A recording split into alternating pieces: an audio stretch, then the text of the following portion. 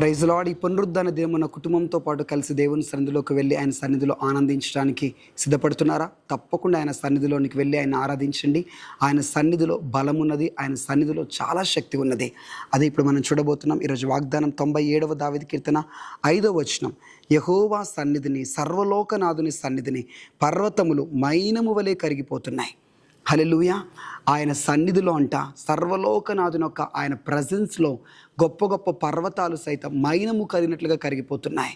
కొవ్వొత్తి candle కరిగినట్లుగా కరిగిపోతుంటాయి.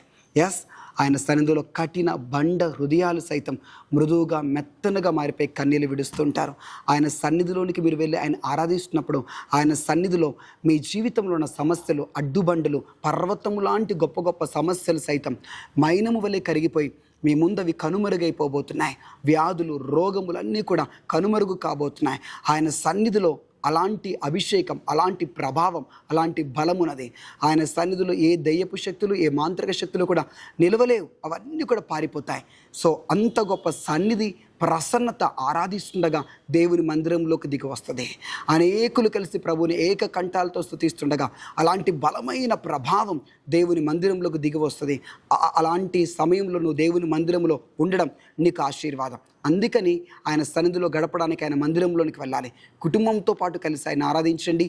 ఈ రోజున ఆయన సన్నిధిలో మీరు గడుపుతుండగా మీ జీవితంలో ఆయన సన్నిధి వచ్చి ప్రతి బంధకాలను తెంచివేసి గొప్ప విడుదల తీసుకురాబోతున్నది. God bless you. Praise the lord.